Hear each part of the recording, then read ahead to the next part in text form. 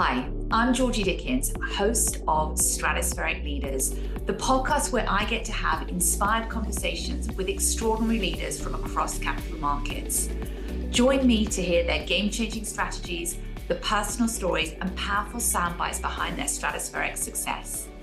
Every episode packed with wisdom, insight, and real-world lessons, the stuff they simply don't teach you in business school. If you want to elevate your game and most importantly, elevate those around you, this podcast is for you.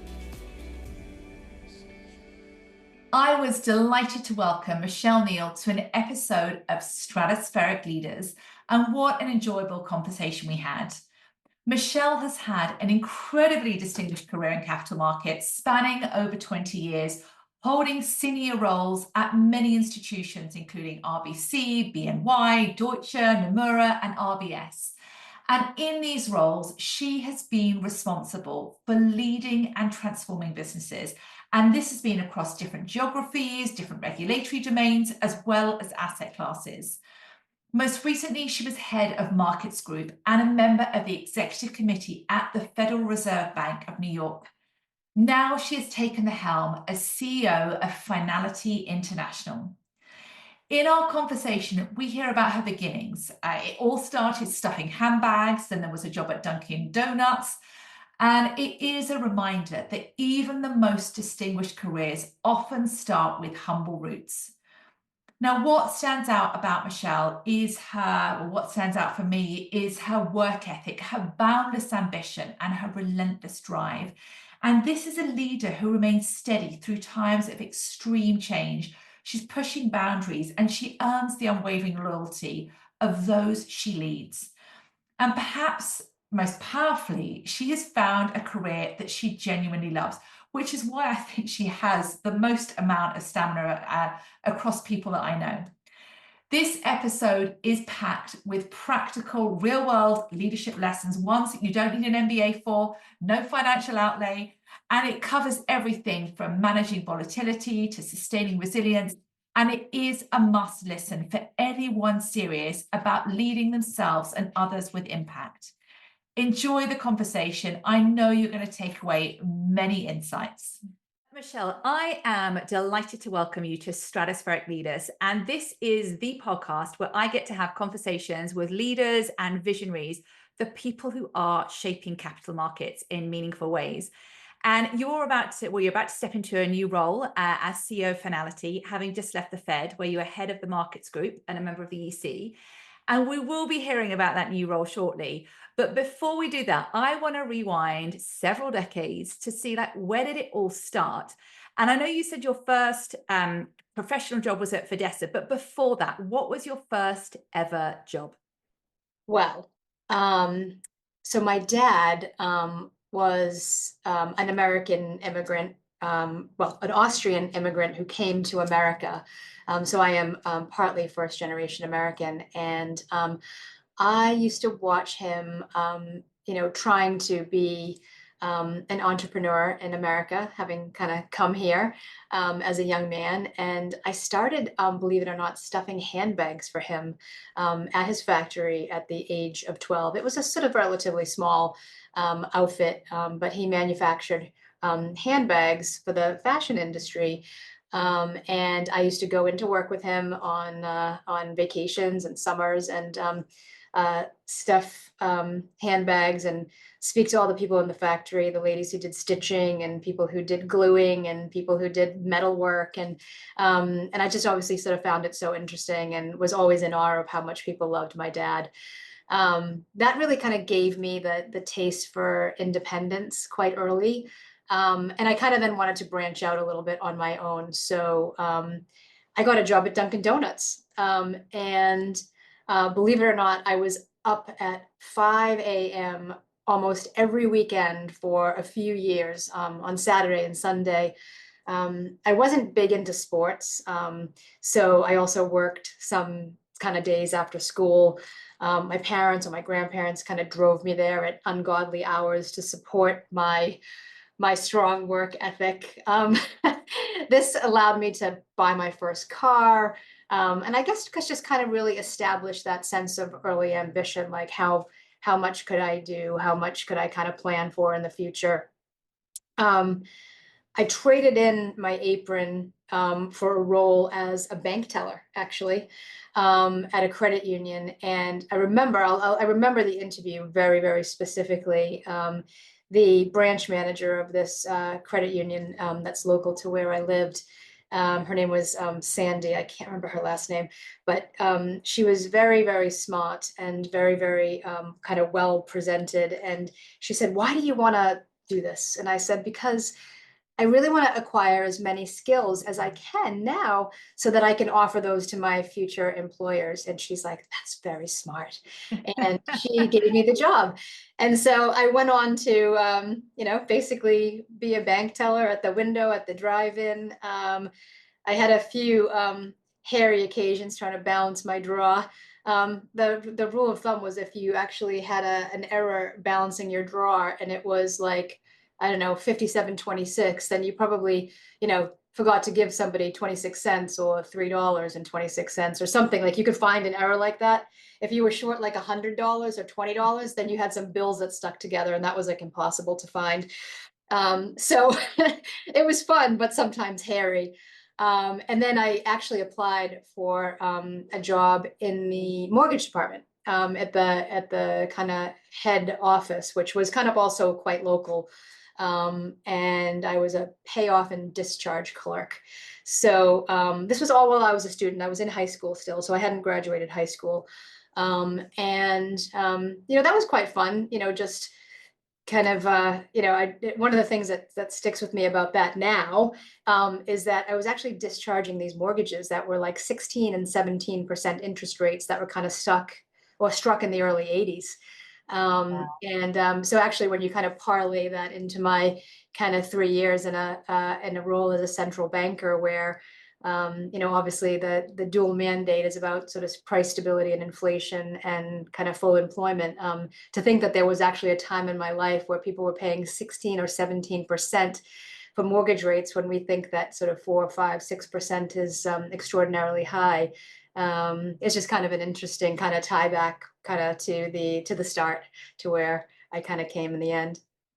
And there's so many interesting pieces there about the start, but I think what really comes up for me is character, that work ethic, that drive, that determination. All whilst you were doing that at school, independence, and I think it's really interesting because often when we look at leaders, when you go back to their first ever job, you learn more about their character. What are their drivers? What are their motivations? And it just strikes me that you are a highly motivated. It wasn't your parents, pushing you out to go and get a job. This is something that very much was self-driven.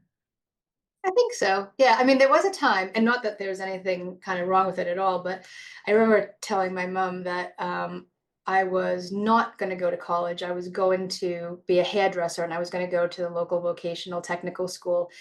She was like, "Okay." I mean, my mom was actually great because she never told me no, but she was like, "Yeah, you can do that after you go to college." Yeah. So Academics first. I turned out a little bit differently in terms of my actual path.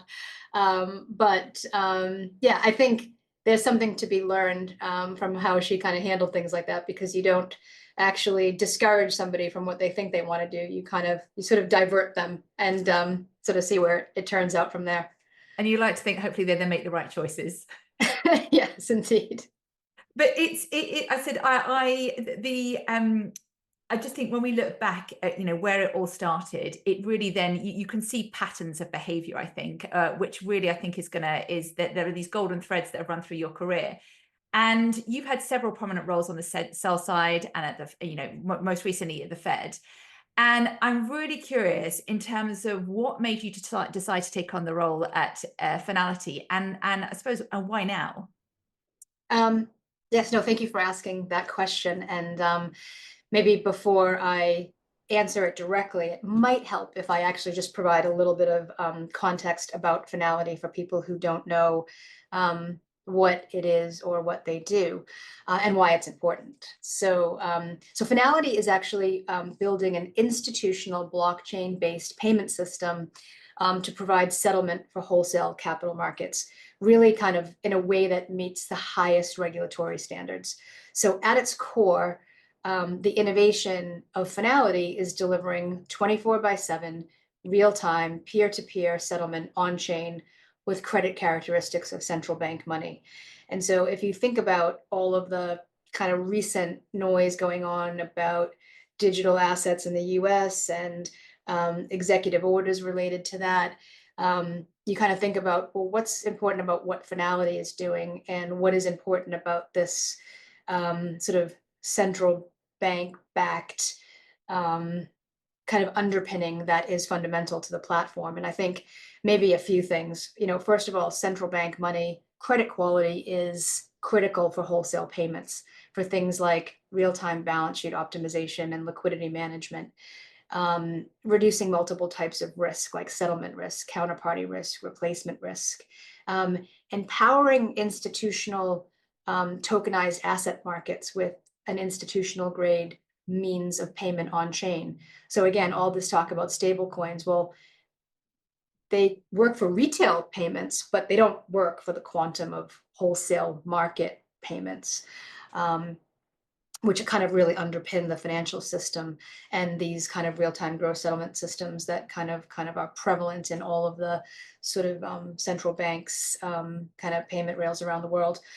So Fnality is really creating a global network of payment systems. In December 2023, the Sterling Fnality payment system commenced operations really as the world's first DLT-based wholesale payment system, settling in a digital representation of funds held at the central bank. So they're targeting dollars for the second half of this year and mobilizing efforts around euro and yen.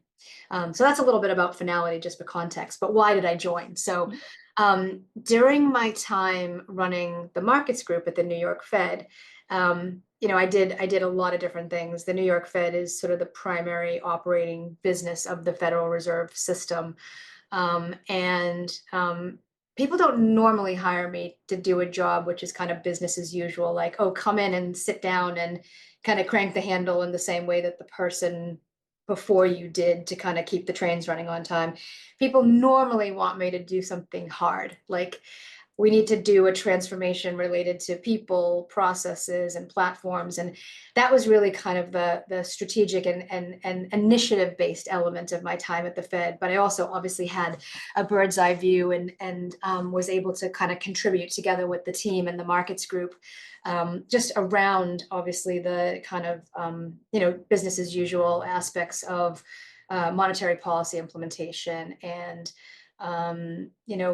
treasury issuance and supporting kind of the needs of other central banks that have dollars at the Fed and the different things that they need to do. But I would say that one of the things, when I first joined the Fed, it's like, I'm here to do this really important job and make a contribution to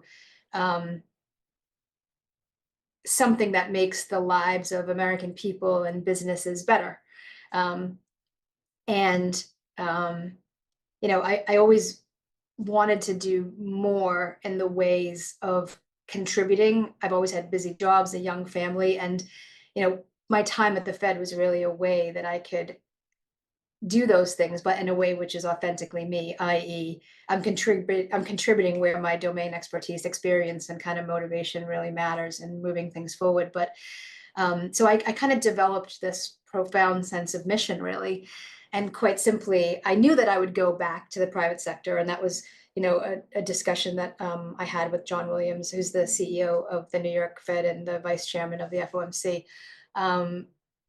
We talked about that, there would be kind of a body of work to execute on, and that I would likely go back to the private sector to continue my career. And maybe I had, one more important thing in me.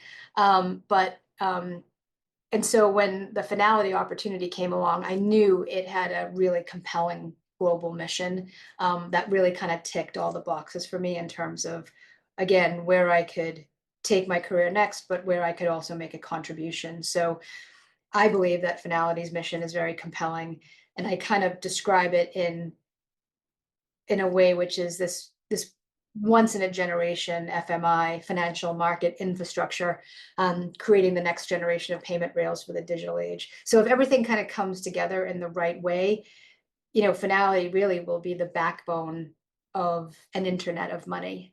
And to me, that is like a huge global mission, and one that I'm very proud to have been entrusted with. The words that really are coming up for me are mission-led, impact, uh, that contribution that you spoke to. I can really feel it as you speak to the role that you're taking on. And what most excites you about this new seat? Um, again, really the opportunity to help move the kind of key foundations of the banking system into a digital age, but in a way which is, you know, preserving the financial stability that's really important about how markets work. Um, we need to be able to embrace and move forward innovation and kind of foster a transition of sort of TradFi markets to DeFi markets. But I believe that that needs to be done in a way which is within a regulatory framework and perimeter that maintains financial stability. Finality does that. So I think that that's a kind of a little bit about, the kind of construct in which it has been kind of born and intends to operate. But the product, the platform, the people, the establishment of our local payment system entities and kind of key jurisdictions around the world, the kind of balance of maintaining this kind of network of systems, but in a way which is kind of efficient and optimized so that, the central banks have the opportunity to kind of supervise their local payment systems, but that we need to be able to also be an aligned and united firm in the way that we face clients, and kind of have a seamless experience for kind of operating payments across multiple currencies. So I fundamentally kind of thrive and love kind of simplifying things that are inherently complex and kind of creating sort of scale and supporting kind of teams and people to be empowered to do their best work really, and also kind of understanding that anything that's complicated kind of really needs to be delivered in its kind of like most simple interpretation so that it's kind of understandable, consumable. People can kind of feel that they can sort of trust and understand how to sort of take it forward within their own kind of sphere, which is a kind of a lesson I learned, quite a long time ago about things that are complex can in some ways make you look clever, but actually the cleverest thing is to be able to make complicated things simple. Yeah, it's so true. And you speak about people there and the team, and no one's an island. We all need people around us. And when with the teams that you've worked in, what are the attributes that you look for in your kind of leadership talent? Um, I think first of all, good judgment. Good judgment is really underrated. Again, people can be super smart, but they don't necessarily have common sense or good judgment. And that's really important when you're sort of trusting and empowering people. Um, so I think that's one attribute, but I have some others. Yeah, no, I want it. And actually, how do you test judgment? I mean, what is the measure of that? I think it's watching people, make decisions about how to solve problems, how to advance business initiatives. There's an element of kind of integrity and ethics. There's an element of kind of good sense and prioritization. So I think it encompasses quite a lot of things, actually. And it comes from sort of watching people kind of over a period of time, really. Yeah, and I think it is, as you said, over a period of time because you see patterns of behavior show up in people. That's right. And okay, so good judgment. So okay, attributes that define good leader, good that are I suppose key attributes that you look for in people. So good judgment. What else comes up? I think a willingness to be mutually accountable to a team with a common goal. Um, you know, obviously collaboration is probably an overused word, but I do think this kind of concept of mutual accountability is really important. It's like kind of people knowing what their role is and keeping their eye on the ball around kind of their responsibilities, but also being willing and able and having the aptitude to kind of pitch in kind of on a broader kind of platform of kind of needs. I think also really importantly, being able to lead their teams to think similarly, like how do you make sure that everybody in your sphere of influence sort of understands the strategic narrative that's important to the group you're in or the company or the group and the company, or their kind of like team, the group and the company. um, you know I I've noticed that I've noticed a pattern that over the years, employee engagement kind of surveys and feedback. I mean, there are kind of lots of themes that kind of come out in those, but one is that's actually very prevalent is really wanting to understand what is kind of the mission, like what are people really contributing to, and how do you help them understand where you're going, and how to maintain their own connection to those goals or that mission. Because I think when you have that type of engagement, it's a key measure of satisfaction for people because they understand like how the work that they're doing kind of contributes to kind of the overall sort of company objectives or the objectives of the group or kind of whatever level you're measuring that at. And I think that common goal, that shared understanding of the mission is so critical. And I think it's people understanding the why. Yeah, it's the why are we driving towards that? And I read something recently about the importance of that common goal, and it said that if you're going on a flight from New York to London and you're 1 degree off course, you'll end up in Paris. So, it can be, hence the importance of clarity, shared understanding, because that 1 degree of difference, we may think, well, that it doesn't matter. But actually, trying to get them from Paris to London is time, it's effort, it's energy. And it is really interesting where leaders, I think they have to be the chief repetition officer, that CRO of, you can't just say the goal once, you've got to say it over and over again, because people sometimes take time to process or they're kind of multitasking in their heads. So it's the importance of that reiteration. This is the goal, this is the mission, this is the why. To ensure that people really kind of get it, that they're invested and that they understand what's driving that mission. I like to use the word reinforcement rather than repetition because repetition has maybe a tiny negative connotation, like Yes. as in, oh, you're just kind of keep rabbiting on about this or whatever. So I think about it as reinforcement.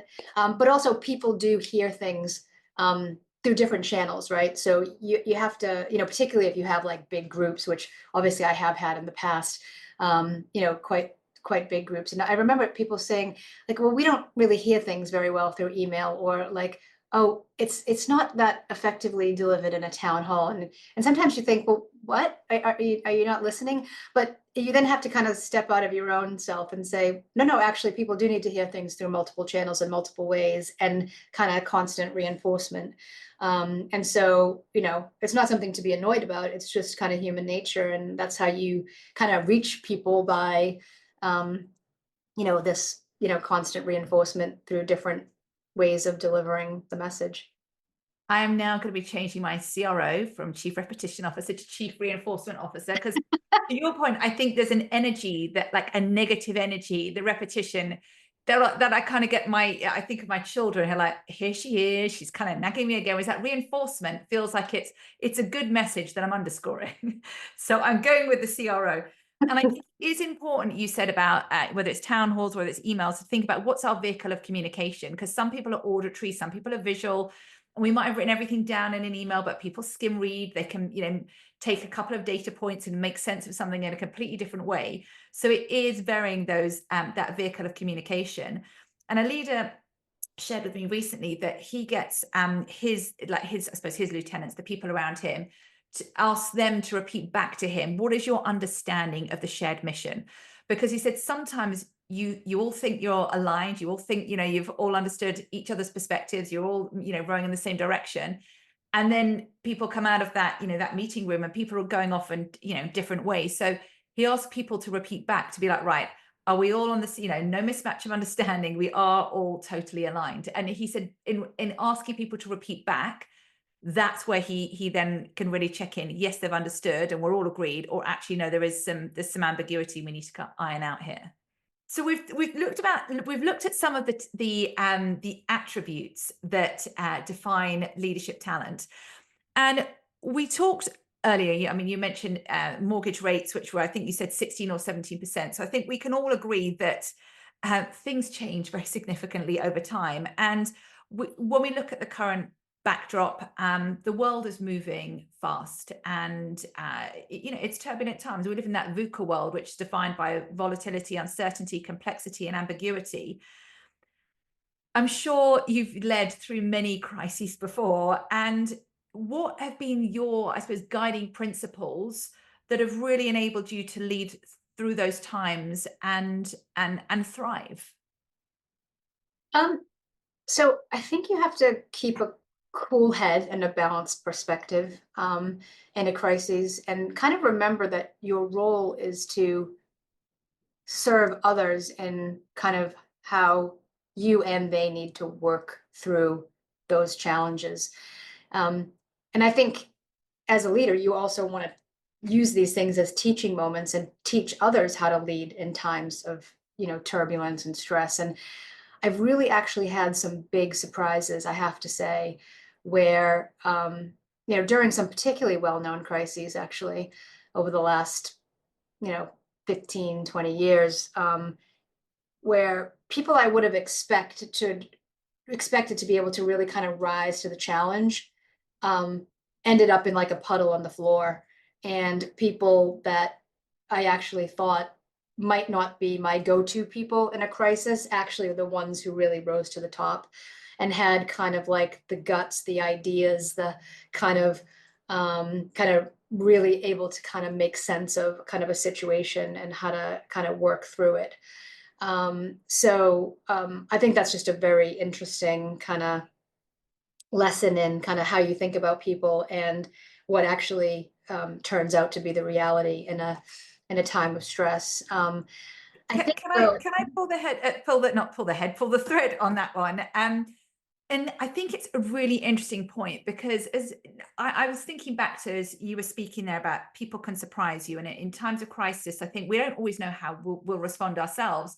I think back to the pandemic, and where you saw different parts of people's personalities because they were in that survival mode, trying to make sense and trying to make decisions with incomplete data.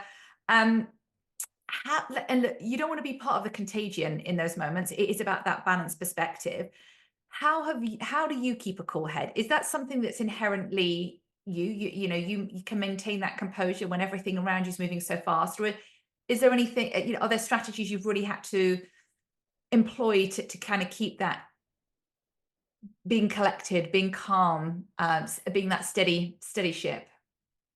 um, you know, I think you have to kind of take your personal um, kind of fears and concerns and how might going this way or going that way affect me or my career. And I think you have to just think about what is the right thing to do, um, for the situation, for the institution, for the public good, whatever kind of translates into kind of the outcomes you need to keep a firm eye on, and focus on that. And I think if you do that, then actually you will have also done the right thing kind of for yourself and your career and your team at the same time. Yeah. But I think if you actually get muddled up in trying to think about the personal outcomes, with actually the outcomes that are the right ones, it will not lead to the right response. Yeah.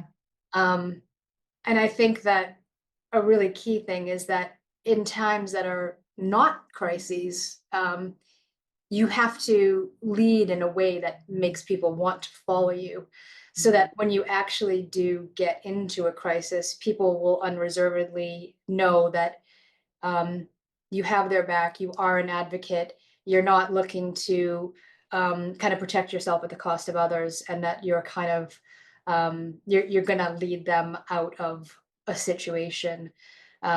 So I think some of the things that are important in being able to do that, and the things that are really important to me, is that, I pride myself on the one hand for having, a very high standard of integrity, being reliable, optimistic, open, transparent, resilient. Those are my kind of key things that I like to think people would use to describe me. Um, I think on the other hand, I have a good sense of priorities, how to set the pace, how to keep people focused, and um, helping them to work to think about how do I make progress and why is it important to take ownership and accountability. I think ownership and accountability is something that's missing in a lot of places. And you have to really teach people why it's important and how to live that. Um, and I think, finally, I really do care deeply about people. I want to make a difference in the lives of the people that I work with, work for, who work for me. And I think if you can kind of get all that together and that results in followership, then that combined with your ability to kind of maintain this kind of cool head and sense of balance, will kind of see you through any crisis with an army of people who are willing to do what it takes to support the needs of the firm. The word trust comes up for me. It's in it, for followership. It's and that trust is earned, isn't it? It's by being consistent, saying what doing what you say, saying what you'll do, and that's built up over time. There was a saying I read recently, which is like, you don't want to be scaling Everest and look around like, no one's behind you. So it's really important. And I said, and it's through consistency. And you said at the beginning about, when it is in times of crisis, and what I wrote down there is, what is the problems I'm solving for? It's slowing things down, but not going slowly, but it's just not trying to kind of go at record pace, but like, right, just to slow things down, because I think to slow things down, it's an enabler to go faster, just to be like, right, who are the team I need around me? What is the problem we're solving for? What are the actions we need to take? In order that it's thoughtful, it's deliberate, there's that it's an intentional plan going forward. Yeah, I mean, I can think of a really good example of exactly that, where you sort of slow down in the moment, and it wouldn't always work in all circumstances, but um, if people remember the event when the Swiss franc depegged from the euro, it actually it was a pretty challenging moment in markets, in foreign exchange markets in particular, and I was running a business that had a lot of kind of credit and intermediation risk in it, and we very quickly had to make some decisions around, kind of crystallizing kind of losses to stem further issues, or to kind of take potentially a longer term view about who are going to be the winners and the losers in this market, when basically everything kind of was kind of behind us. And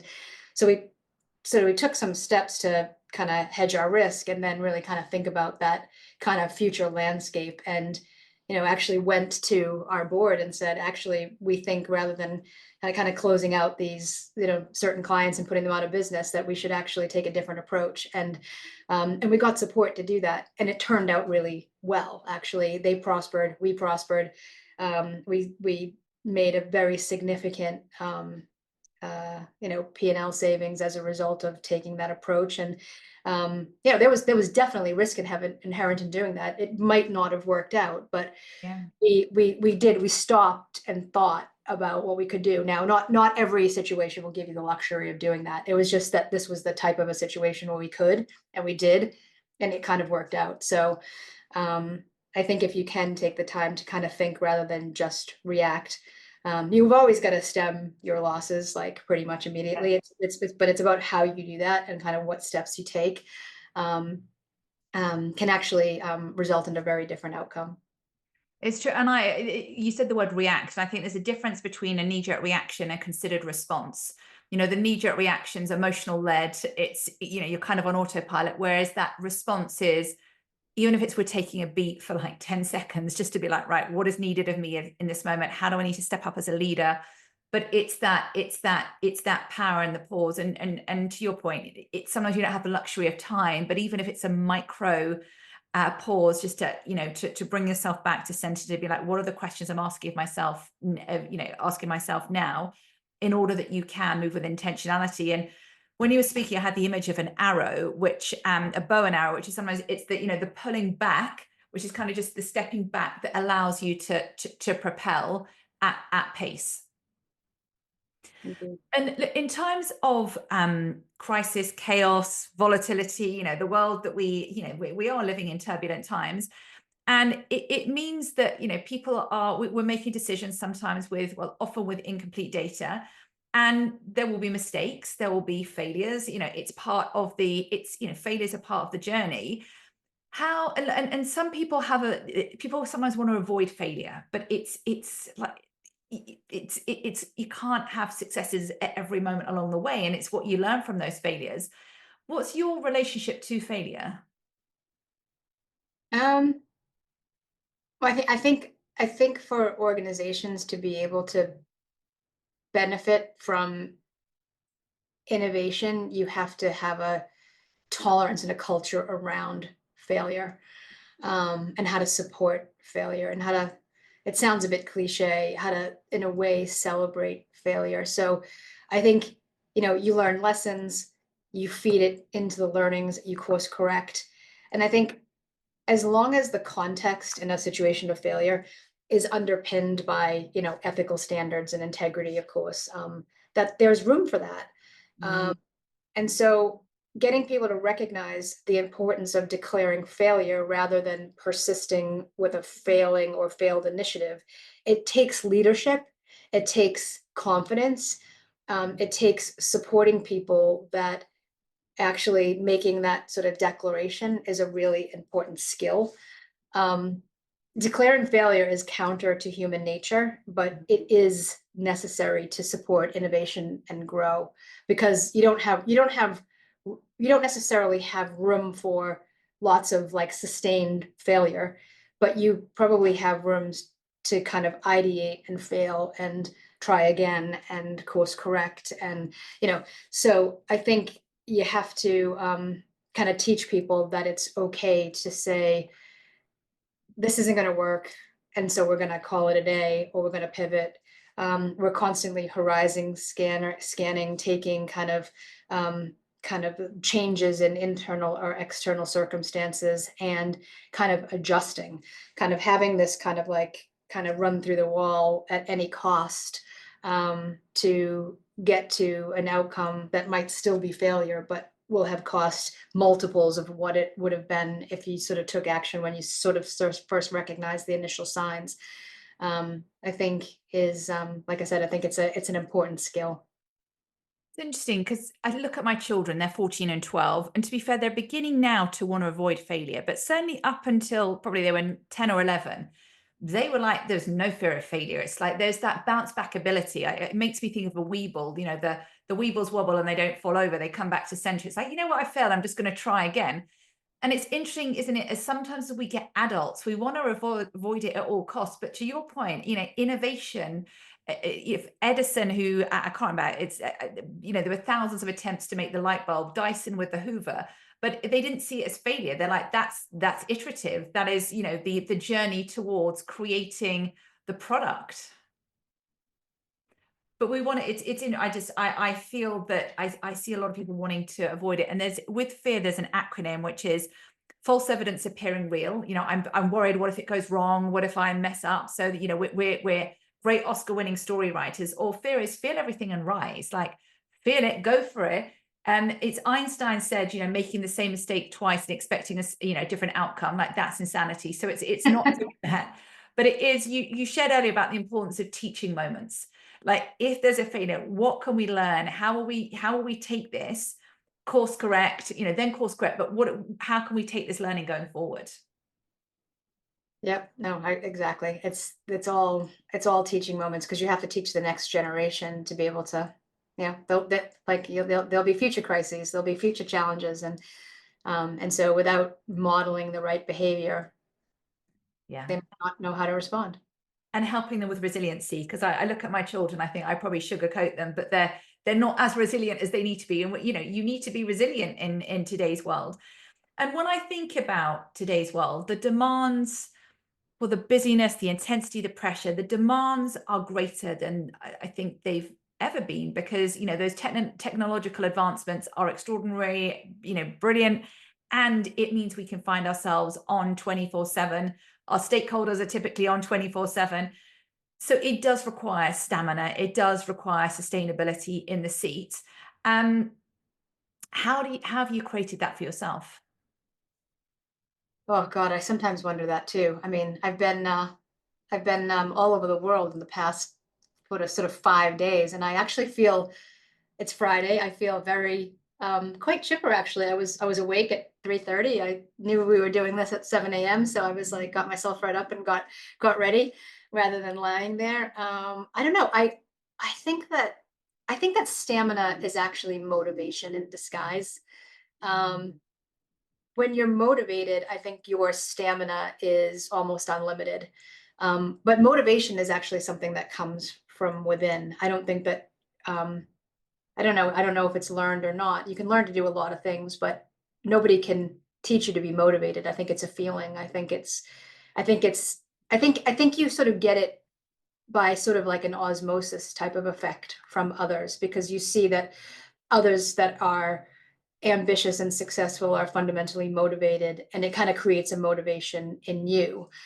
Um, and I think that stamina to be sustainable can't be like adrenaline fueled, because that's just fight or flight and you'll peter out at some stage. So I think it's really sort of I think it's motivation, and it's kind of loving what you do. And that doesn't mean you have to love what you do for every task or every minute, because sometimes work is very rewarding and sometimes work's just work. And you obviously have lots of kind of other competing demands, but if you're fundamentally holistically motivated, then I think that gives you the stamina to have the energy you need to carry you through. Yeah, it's so important to love what you do. And to your point, it's not like it's all rainbows and unicorns, and every day it's like, wow, it's amazing. But it's on balance. It's finding joy in what you do. And you shared there the importance of being around other people who are motivated. I think emotions are contagious.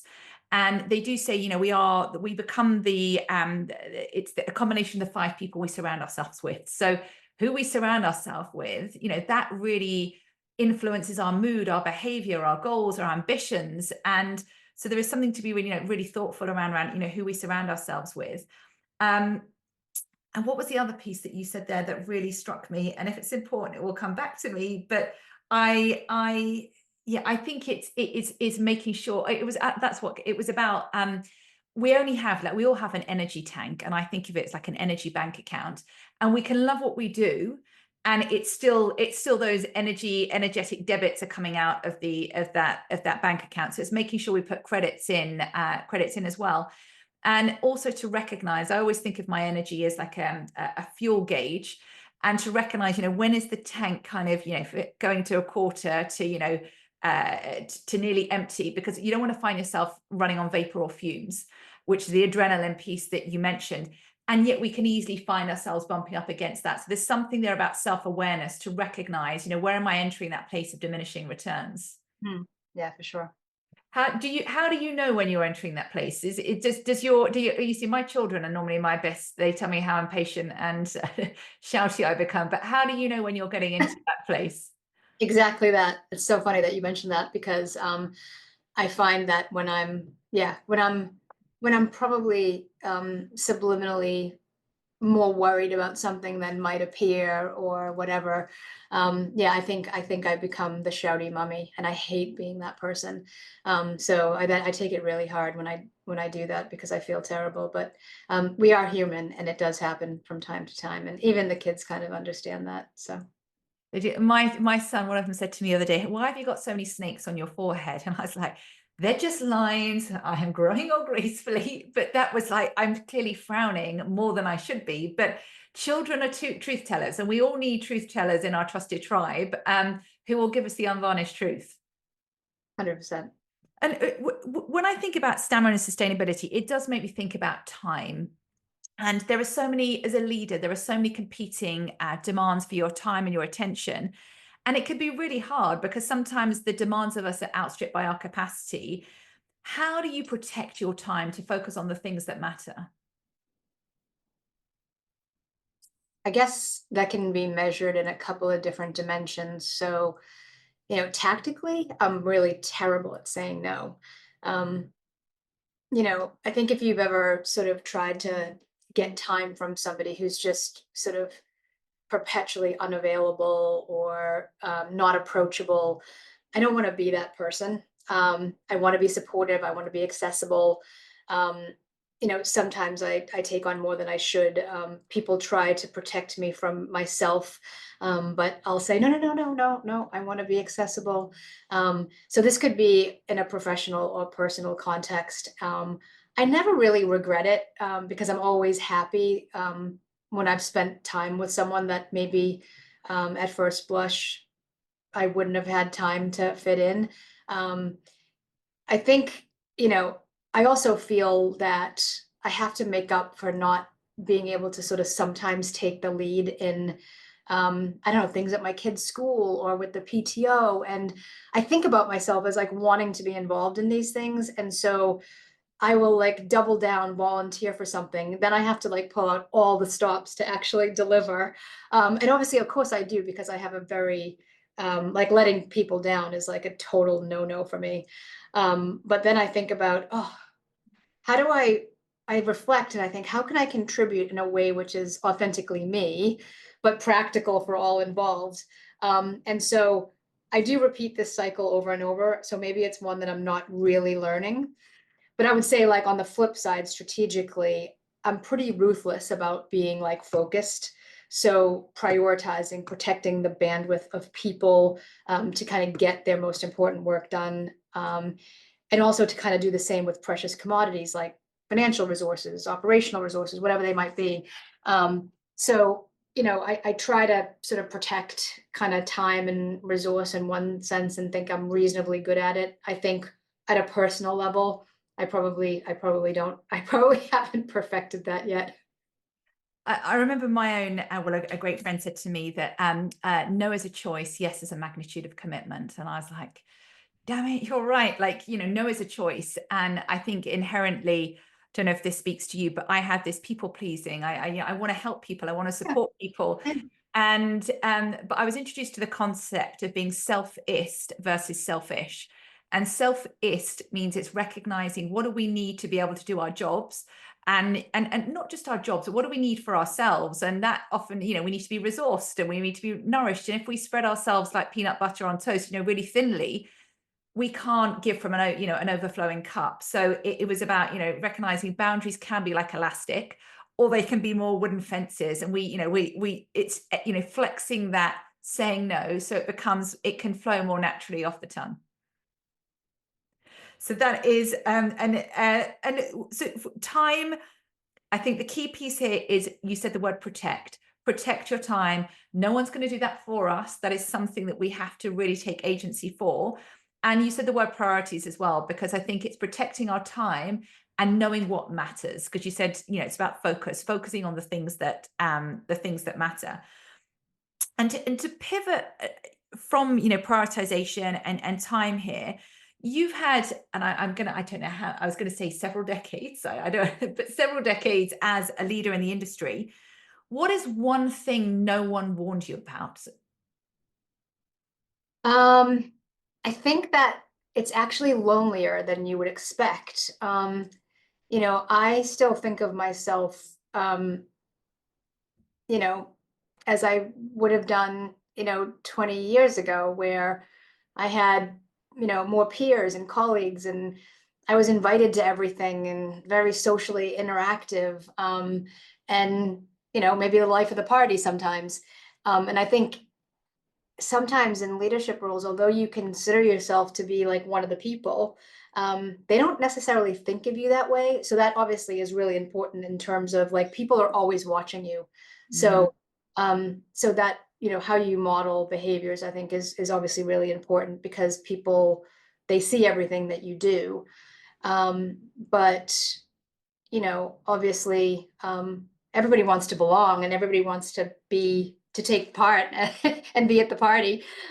So I think, obviously I have my own personal desire of wanting to be liked, and so I try to ensure that's kind of goes back to this point about like trying to be available, not intimidating, and it kind of going back to this kind of demonstrating kind of why people want to be led by me, because I think you want people to think that you're decent, but that also like you have the right kind of decision making kind of acumen to like make their efforts ultimately be successful, right? So yeah, I mean, I think it really is about the fact that you're kind of a little bit on a different plane, and so it's trying to kind of fit in a way which is um, kind of optimal. But yeah, that would be my big thing. I struggle with that a little bit. And you mentioned the word loneliness, and I think there's a difference, isn't there, between being alone and feeling alone, because often as leaders there's many people around them, there's teams, vast swathes of teams, and yet it's in that seat it can feel very isolating, and it's a seat that has scrutiny. Everyone's has a judgment, and you can be misrepresented or mischaracterized. You say a word in a town hall that someone interprets it in a different way, and we live in a world now of devices that capture everything, so a lot of what we do or say is evergreen. And when I work with leaders now, I think having to maintain that professional distance is incredibly important. And it's interesting because leaders, there's so much ask of leaders, be authentic, be your true self, but it's this fine balance, because yes, it's about showing that relatability, that humanness, but you can't fully take that. If we think about COVID as an example, if you as a leader had shown up on town halls emotional and crying, well, then people are going to, looking, well, this person's supposed to be guiding me. I need to see confidence, calmness, conviction. I need someone to be charting the path. So there's this fine balance of like, be authentic, but you can't be too, too much of your full self, because there's a role that you're being asked to do.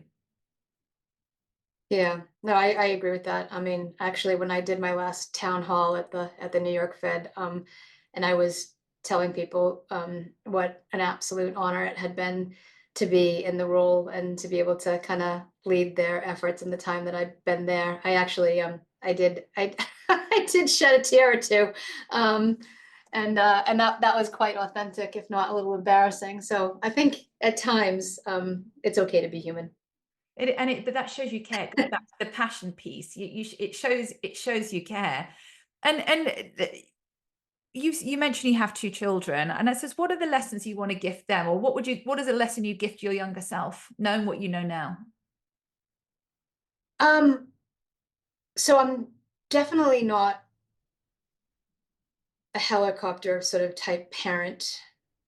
And I bet if I said that and my husband was listening to me, he'd be like, Really? That's rubbish. Of course you are." But I think one thing that I would say is that I think every stage matters in some way. And I guess what I mean for that, it's kind of like it's sort of like Sandy, the branch manager at the Rockland Credit Union, saying, when I said, every well, I want to do this because every different experience I have kind of it will be a benefit to my future employers and so forth. And so I think this every stage matters is that every everything kind of prepares you for the next level of the game, and taking what you can from each and every experience to enrich yourself. Like I try to gift this to my son who is 11, because I hear people say he's in sixth grade, and kind of sixth grade is quite a pivotal. I know it's not the same. The grade conversion between the US and the UK has some differences, but you go from kind of fifth grade, which is elementary school, into sixth grade, which is kind of the first year of middle school. And fifth grade is quite pastoral and nurturing, and you have in one classroom with one teacher, and virtually no homework, etc. You go into sixth grade, and all of a sudden you've got four teachers. You're changing classrooms. You have to open a locker with a lock. You have to do all of your homework on an iPad and submit it via an application. And it's really a cliff. And, some people say, oh, well, sixth grade doesn't really count, or middle school doesn't really count, because it's only when you get to high school that it kind of defines where you go to college. But it's like, hello. But think about the cliff from fifth grade to sixth grade. So if you basically say that middle school doesn't matter and you waste your time and you're not developing good habits and learning from mistakes and kind of getting better and incrementally improving, then actually when you get to high school and it does matter, then you're going to be a puddle. You're not going to be able to handle it. So I don't think that's being too hard or being a helicopter parent or whatever. I think I think I made some terrible decisions when I was like a teenager. So it's like sometimes I think, how did I ever get here? It's so otherwise could have ended very differently. But somehow like my motivation and my kind of ethic and like sort of seeing like I don't want that, I want that, kind of really sort of made me sharpen up. But like it could have been like I had my crises early, very early. But it could be like if you have your crises later, then it could change the course of your life. So I'm a little bit paranoid about making sure that basically kind of, you're practicing.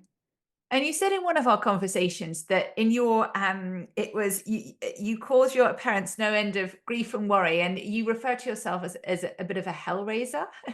And it's interesting because knowing you as the person I know you today, that really strikes me as like there's a disconnect there. But just say more to that. What did you do that made you think you were what did you do that made you become or made you think you were a hellraiser? Oh, I don't know. It was like the late 80s, early 90s, and we have like crazy hair and too much Aquanet and smoking Marlboro red cigarettes and Oh gosh, red. coming home late and or like just ignoring curfews or whatever and yeah, I mean, making your parents kind of worry and now that I'm obviously a parent myself of an 11 and a 6-year old, I worry about their well-being, their future prospects, their respect and motivation and so yeah, I mean, when I think about that, I kind of feel like, oh God, I wish somebody really slapped me for being so selfish and unthoughtful. But like the saving grace is that I did turn out okay, and I think that's in no small part due to kind of the unconditional love and support of my parents at that time. But yeah, so And as we've said today, life is about lessons and teachings and moments, and it's what you take from those moments, and that they're defining moments. You wouldn't be the person you are now without having that's an experience. totally. And when you reflect on life today and reflect on life going forward, what do you think is the secret to I was going to say fulfilling career, but fulfilling life? Yeah, I mean, career is just part of your life, and I think if I guess I'm not very good at. I think I think it was in the Wall Street Journal last weekend. It was like work-life balance is kind of overrated. I wouldn't say that I'm really good at it, but I also don't feel like it's a problem because like I love what I do, so I'm kind of happy to always be. I'm happy to have my career persona in my personal life and my personal life and my career persona. I'm one person, right? So I can't switch off and be somebody different here and somebody different there. I'm just kind of what you see is what you get. But yeah, I mean, I don't know if I have all of the answers. I mean, I kind of think I'm only like midway through the journey, but I think I'm trying to have a mindset which is that you really should have no regrets. Some experiences are wonderful, others are hard, maybe devastating, but you can't really regret where life takes you. Like, for example, if your work-life balance isn't perfect or you have to make sacrifices to fit things all in. I have to do that. You have to do that. I'm sure you travel and miss things, and I travel and miss things, and I try to make it up in another way. And some people will say, oh, well, at the end of your life, people will say, well, what did you, don't you wish you worked less? And I mean, the way I think right now, I kind of think, no, I mean, I enjoy what I do. I like each part, my work, my family. I mean, I'm working to help support my family. so it's not just like an ego trip. It's like I have to work. I want to work. And I want to make a difference in the lives of everyone that, as I said before, that I'm responsible to or is responsible to me. Um, and so, and I think the other thing that maybe is a bit cliche, but I was actually talking to somebody about somebody that we both know, because I was saying, oh, I'm doing this podcast with Georgie tomorrow morning, and I don't know if I feel qualified to answer this question.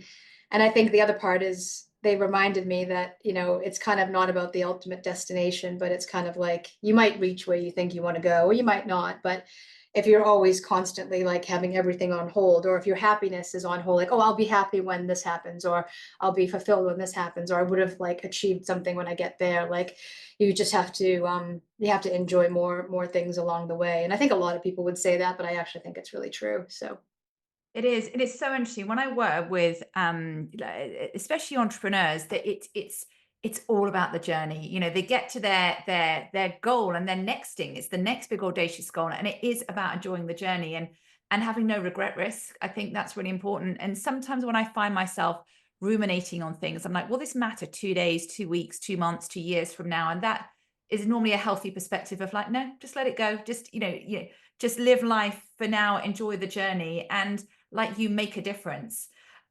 Look, so thank you for sharing your time. This has been a true masterclass in leadership excellence.